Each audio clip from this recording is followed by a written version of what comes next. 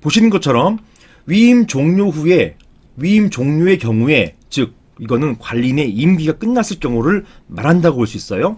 관리인의 임기가 끝났을 경우에 그렇다 하더라도 급박한 사정이 있을 때에는 이 수임이 누굽니까? 관리인이에요.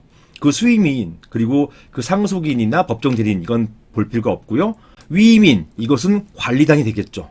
관리단이 위임 사무를 처리할 수 있을 때까지, 즉 관리단이 새로운 관리인을 선임해가지고 위임 사무를 처리할 수 있을 때까지 그 관리단의 사무, 그 사무에서 그는 위임인의 사무예요.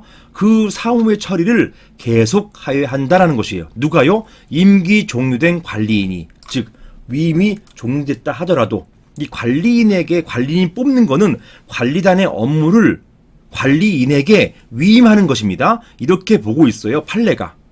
그래서 이 위임 규정을 적용하는 것입니다.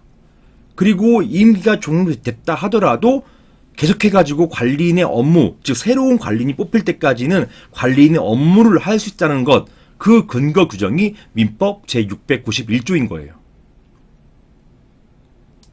그래서 이렇게 계속해서 업무를 할 때 그 경우에는 위임의 종속과 동일한 효력이 있다라는 것입니다. 그 위임 받았을 경우, 정상적 위임 종료가 아니라 정상적인 위임 받았을 경우와 동일한 효력이 있다라는 것입니다. 다만 이러한 위임 종료되었을 경우에는 관리인 그 자체는 아니고 관리인 직무 대행자 역할을 한다고 봐요. 그리고 이런 관리인 직무 대행자는 종전 관리인과 동일한 어떤 역할을 하는 게 아니라 상무, 일상적인 업무의 범위 내로만 그 업무 범위가 국한됩니다. 자, 이런 게 좀 다른 점이 있어요. 다소간 다른 점이 있지만 이 사건에는 쟁점이 아니기 때문에 넘어가겠습니다. 자, 사안을 정리해 보겠습니다. 관리단 회장, 즉 관리인의 임기는 최대 2년이에요. 이것은 강행 규정으로 보고 있어요. 판례가 그렇게 보고 있어요. 그 이상의 임기는 무효라는 것이 판례의 태도입니다. 제가 받아두은 판례가 있고요. 이 판례가 지금은 일반화됐죠. 즉 관리인의 임기가 만료되면 당해 건물은 관리인이 없는 건물이 된다는 것이고, 이것 또한 판례의 태도입니다. 이건 역시도 제가 봤던 판례이고 이게 지금은 일반화되어 있습니다. 다만 신규 관리인이 선임될 때까지 관리 공백이 발생해서는 안 되기 때문에 이 경우 민법상, 아까 민법 691조였죠. 민법상 긴급 사무 처리 규정에 따라서 종전 관리인이 계속해서 관리 업무를 할 수가 있는 것입니다. 다만 관리 업무의 범위는 일상적인 업무, 상무라고 해요. 일상적인 업무 범위 내에 그런 업무만 할 수가 있는 것입니다.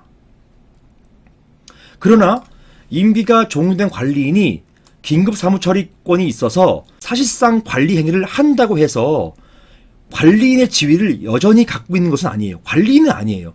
관리인 직무 대행을 하고 있는 것입니다. 이런 분을 관리인 직무 대행자라고 하는 것이죠. 관리인 지위를 갖고 있는 것이 아니기 때문에 따라서 신규 관리인을 선임하기 위해서 별도로 이와 별개로 종전 임기가 종료된 관리인을 해임할 필요는 없는 것입니다. 이렇게 보아야 돼요. 따라서 제목 보시는 것처럼 관리인의 임기가 종료되는데 굳이 그 임기가 종료된 관리인 해임까지 해야 할까요? 이런 질문에 대해서 해임할 필요는 없다. 별도로 안건 상정하지 마시라. 별도로 이에 대한 위임을 받지 마시라. 이렇게 안내해 드렸습니다. 이상입니다.